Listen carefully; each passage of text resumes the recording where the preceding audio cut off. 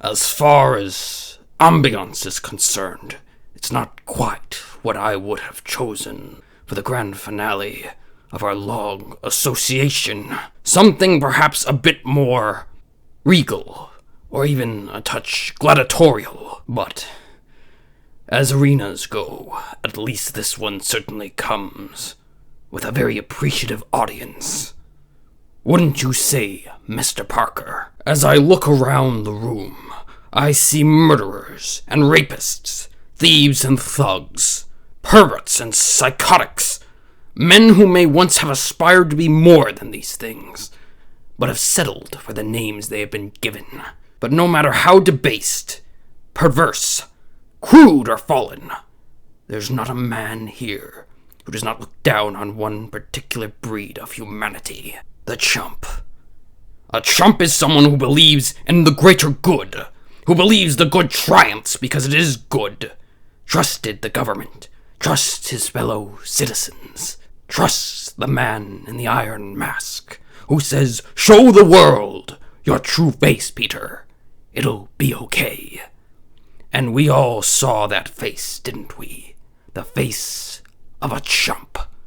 A chump who is now hunted by the people he believed in, spurned by the system he supported, abandoned by the friends he thought he had, his wife living in a two-bit motel, and his dear sweet aunt dying in a hospital bed because he couldn't even stand still long enough to take the bullet that was his by right. But I guess you can't make an omelet without breaking a few old ladies. Even his usual sense of humor and devil-may-cry attitude seems to have abandoned him. Must be terribly distressing and unfortunate to have absolutely nothing left in life except the desire for revenge, which is especially unfortunate since once you've made a mockery of everything you stand for and victimized the woman you said you loved, really, what's left except humor? Did I support you and fund your education as a debt of honor to your father? Yes. Did I manipulate you like a pawn on my chessboard of enemies? Yes. Do I blame you for taking your anger out on me? No. No, I really don't.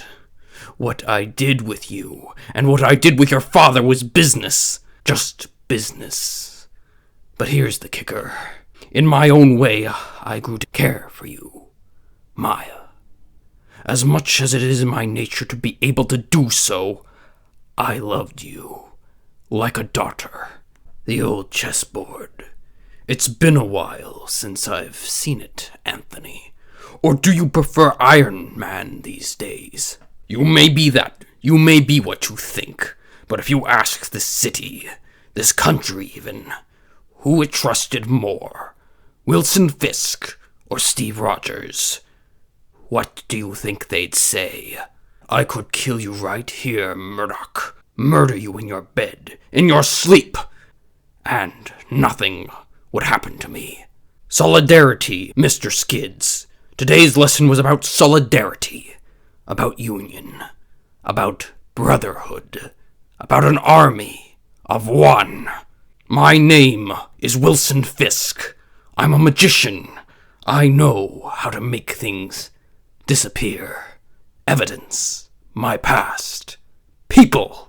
I've filled some holes in the desert. I've given the fish people to swim with. It was a long road, with experience my one teacher, poverty my motivation, hunger my companion, and fear first my enemy, and then my friend. You must make a friend with horror. It must be your ally, because it is a deadly foe. The Kingpin on paper was a shadow, a businessman. He was careful not to leave a trail. He was meticulous enough to avoid the heat, manipulative enough to have others do his bidding. He had an underground empire in which an army of rats did his dirty work. He was the man behind the curtain. He was a problem solver. This is just another simple problem.